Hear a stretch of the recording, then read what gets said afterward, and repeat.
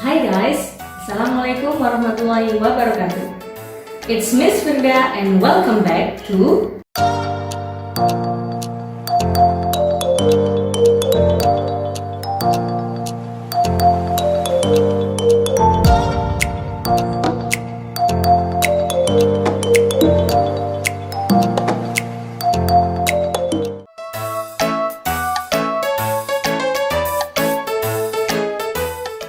In this video, we are going to learn about writing a procedure text.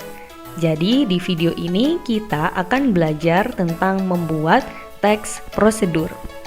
Before we start, let's have a look at what we have studied last week. Sebelum kita mulai, yuk kita mengingat kembali apa yang telah kita pelajari pada pertemuan sebelumnya. Okay, so last week we have learned about sequence words. Jadi pada pertemuan sebelumnya kita telah belajar tentang sequence words atau kata urutan.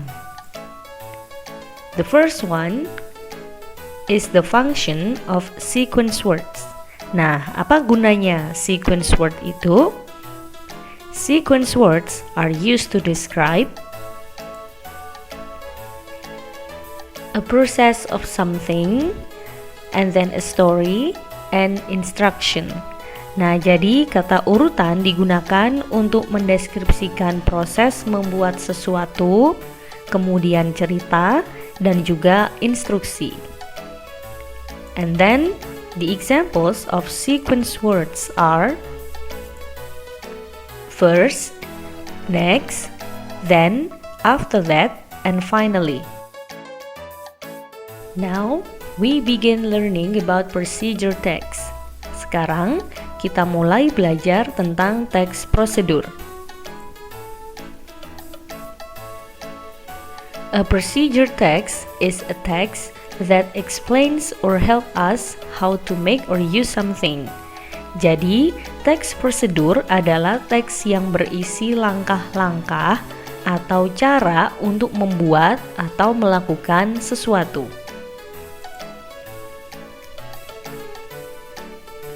It can be food or beverage receipt, how to make something, how to use or operate something, and so on.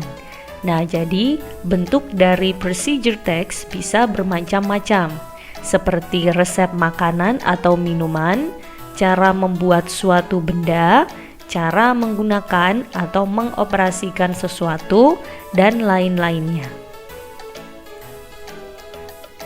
In the procedure text, there are, nah jadi di dalam teks prosedur biasanya ada, the first one is the title, judul dari teks prosedur itu, and then materials or ingredients, kemudian adalah bahan-bahannya, things that we need to make it. Nah jadi di nomor 2 ini adalah berisi tentang bahan-bahan yang kita butuhkan dalam membuat suatu benda. And then steps, how we do or make it. Jadi berisi langkah-langkah atau cara yang harus dilakukan dalam membuat atau melakukan sesuatu. Okay, now we will learn parts of procedure text. Sekarang kita akan mempelajari bagian-bagian yang ada di dalam teks prosedur. Oke, jadi ini adalah contoh dari teks prosedur, yaitu resep makanan. Nah, jadi apa saja yang harus ada di dalam teks prosedur? The first one is the title.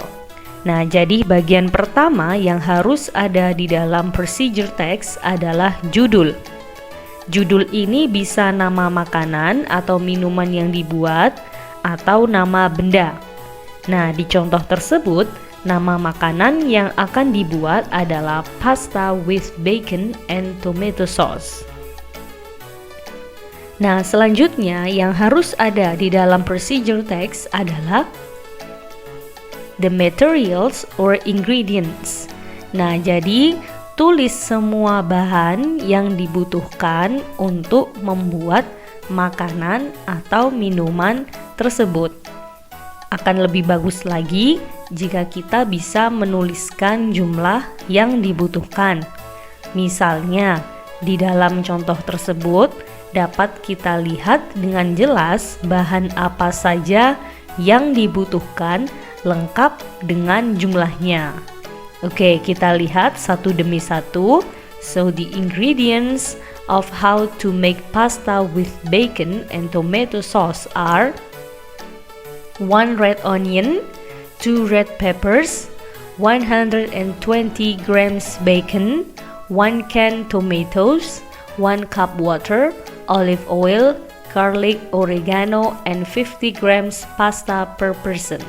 Nah, jadi di sini adalah bahan-bahan yang dibutuhkan dalam membuat pasta.